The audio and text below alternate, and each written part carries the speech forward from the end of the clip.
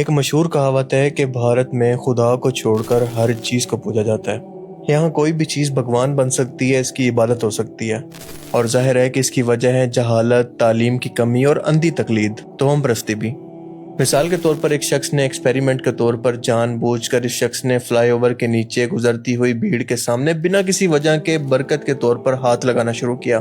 तो आप देखेंगे कुछ ही देर के अंदर पूरी आवाम ने भेड़ बकरियों की तरह इसे रस्म समझकर वही सब कुछ करना शुरू कर दिया। बस हाथ लगाकर गुजरने लगे बिना किसी वजह के। और सेम इसी तरह का एक्सपेरिमेंट एक यूट्यूबर ने किया कि पानी के लिए एक सुराख रखा और इसे इस तरह से कवर किया कि ऐसा महसूस हो जैसे ये पानी अचानक से जमीन फाड़कर कहीं से भगवान के आशीर्वाद से आ रहा है। और एज एक्सपेक्टेड लोग उम्मीद के मुताबिक अंधों की तरह इस पर टूट पड़े, इस पर लड्डू प्रसाद चढ़ावे चढ़ाने लगे और इसे बरकत के तौर पर पीने लगे। क्यों? कैसे? पॉसिबल नहीं है ये, मैं मानता ही नहीं। कोई नहीं, कैसे मान लूं मैं ये चीज? कैसे मान लूं मैं ये चीज हो रही है? बिल्कुल इसी तरह से एक मंदिर के एसी के आउटर से पानी टपक रहा था तो लोग इसको बरकत के लिए पी कर जा रहे थे। अब एक शख्स ने रुककर इन लोगों को बताने की कोशिश भी की कि ये एसी का पानी है, कोई झरने का पानी नहीं है, ना कोई ये बरकत का पानी है, लेकिन ये लोग फिर भी बाज नहीं आए। अब जाहिर है कि बाज भी आते तो कैसे, क्योंकि धर्म का नशा ही कुछ ऐसा होता है, एक तोहम परस्त इंसान के दिमाग को सुन कर देता है। लोगों को लगता है कि वो हमारे ठाकुर जी के चरणों से आ रहा है। मैं बताना चाहता हूँ कि वो एसी का पानी है। दीदी ये एसी का पानी है, ये चरणों का पानी नहीं है ठाकुर जी के। Devotees at an Indian temple were drinking water from an air conditioner, believing it was holy water. Worshippers lined up with cups under the statue of the sacred elephant, washing their faces and even letting the water drip on their heads. The temple had to plead with people to stop and explain that it was just condensation dripping down. ये video एक बहुत बड़ा message है कि किस तरह से खुसूसन सनातन धर्म के अंदर लोगों की जहालत और खौफ का फायदा उठाकर इसको बिजनेस के अंदर बदला जाता है और लोग अपनी अंधी तकलीद के अंदर इस हद तक पहुंच जाते हैं, ऐसे काम कर बैठते हैं जो कि खुद इंसानियत की भी तौहीन है।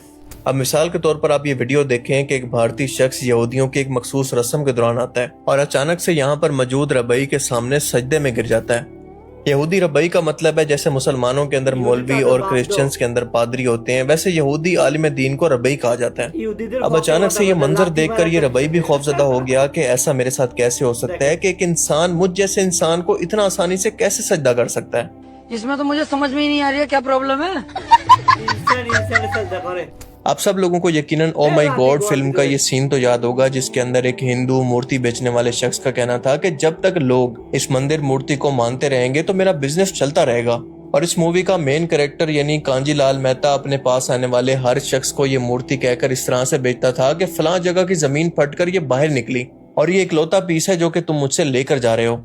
और इसकी इसी बातों को सुनकर अंधे मुकल्लिद या फिर अंधे फॉलोअर्स अपना सब कुछ बदले के तौर पर इसको दे जाया करते हैं। ये मूर्ति कहाँ से निकली? अरे मथुरा की जमीन फाड़ के निकलेगी और क्या। जब तक लोग ऐसे खिलौने में मानते रहेंगे ना तब तक हमारा धंधा चलता रहेगा। अब इस सीन को देखकर मुझे सेम इसी फ्रॉड की याद आती है जहाँ पर ये रिपोर्टर बता रहा है कि कैसे इनकी भगवान की मूर्ति सुबह सवेरे जमीन फाड़ कर बाहर निकली और ये भगवान की मर्जी से हुआ है कि यहाँ पर भी मेरा एक मंदिर मौजूद हो।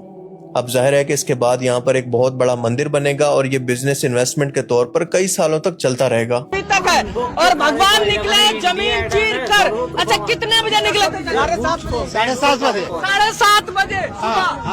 देखिए सुबह के टाइम में भगवान निकले हैं जमीन को चीर कर। अभी हम लोग नालंदा जिला में। अब जरा आगे चलें। अब ये हैं बलून भगवान। जी हाँ, ये सब लोग एक गुब्बारे को पूज रहे हैं और इस दौरान इंतहाई जज्बाती हो रहे हैं जैसे ये बलून इनकी दुआएं भी सुन रहा है और इसको बुरा भी करेगा। जाहिर है कि इन लोगों का दिमाग भी इस गुब्बारे की तरह बिल्कुल खाली है।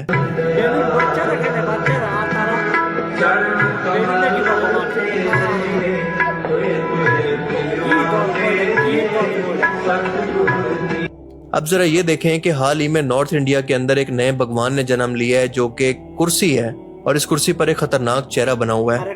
अब इसी कुर्सी को दो लोग हाथों में उठाकर बरकत के तौर पर किसी नारियल पर या फिर प्रसाद पर मारते हैं जिससे यहाँ पर मौजूद भक्त उस चीज से बरकत हासिल करते हैं। आई मीन आप इमेजिन करें कि इन जाहिल और तोम परस्त लोगों के लिए खुदा के वजूद का स्टैंडर्ड क्या है। इसे ये क्या नाम देंगे? God of chairs.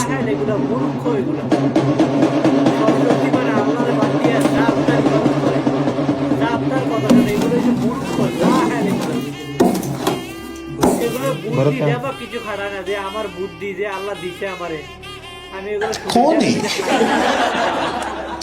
क्यों है?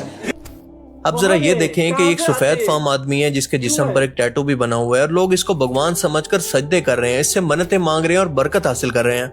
आई मीन गोरों के लिए यहाँ पर बहुत ही अच्छी बिजनेस इन्वेस्टमेंट का मौका है।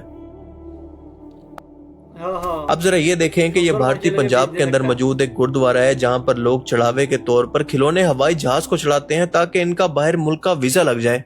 और इसकी हिस्ट्री की बात करें तो कहा जाता है कि एक बंदे ने ऐसा करके मन्नत मांगी थी तो वो पूरी हो गई और उसका वीजा लग गया।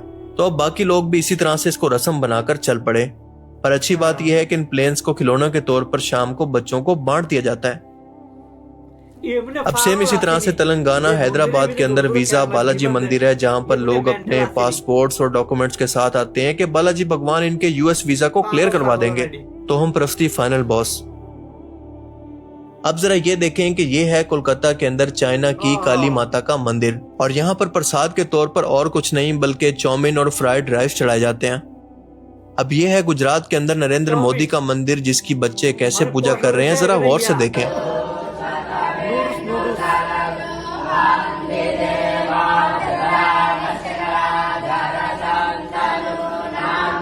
चुप रहना भाई, बंद करना तेरा बकवास, बंद कर अभी।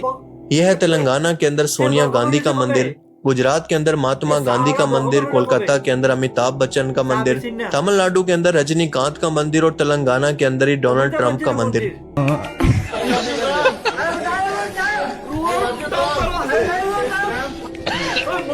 और यही नहीं बल्कि एलियन का मंदिर भी मौजूद है।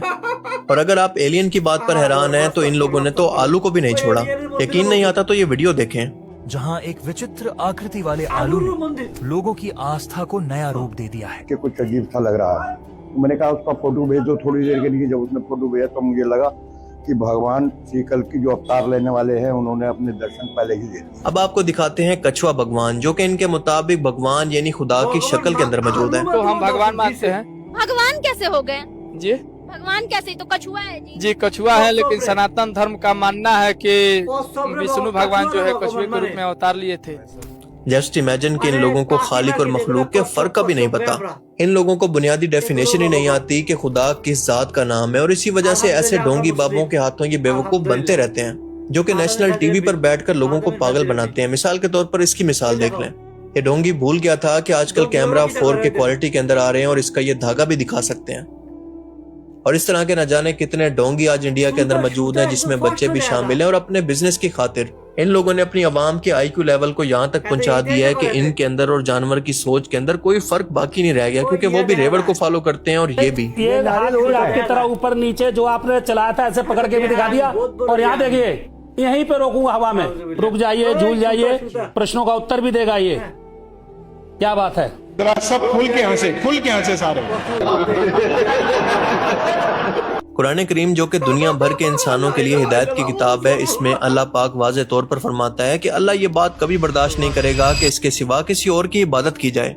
सूरह यासीन में अल्लाह पाक फरमाता है कि ए आदम की औलाद, क्या मैंने तुमसे नहीं कहा था कि शैतान को ना पूजना, वो तुम्हारा खुला दुश्मन है, पर इसने फिर भी तुम में से बहुत सौ को गुमराह कर दिया था। अल्लाह ताला बहुत सी गुमराह इंसानियत को इन्हीं गुमराहों की सूरत में यहाँ पर बयान कर रहा है। फिर अल्लाह फरमाता है कि यही वो जहन्नुम है जिसकी तुम्हें धमकी दी जाती थी, यानी आज इसको अपनी आंखों से देख लो और इस कुफ्र के बदले में हमेशा के लिए जहन्नुम की आग में दाखिल हो जाओ। अल्लाह ताला से दुआ है कि वो हमें ऐसी गुमराहियों से दूर रखे और जहन्नुम की आग से बचने की तौफीक अता फरमाए। बाकी आप इस बारे में क्या सोचते हैं, अपनी कीमती राय का इजहार कमेंट सेक्शन में जरूर कीजिएगा। Thanks for watching this video. अल्लाह हाफिज। आमीन आमीन आमीन आमीन। আল্লাহ হাফেজ দাদা। আল্লাহ ইয়াকুল্লাহু কুফুয়ান আহাদ, মানে আল্লাহ সমকক্ষ বা আল্লাহ সম, আল্লাহর মতন পৃথিবীর ভিতরে কোনো কিছু নাই। আলহামদুলিল্লাহ আল্লাহ সুবহানাহু ওয়া তাআলা আমাদেরকে মুসলিম হিসেবে কবুল করছে। আলহামদুলিল্লাহ। হাদা মিন ফাজলি রাব্বি। আলহামদুলিল্লাহ। কি অবস্থা ইন্ডিয়ার ভিতরে।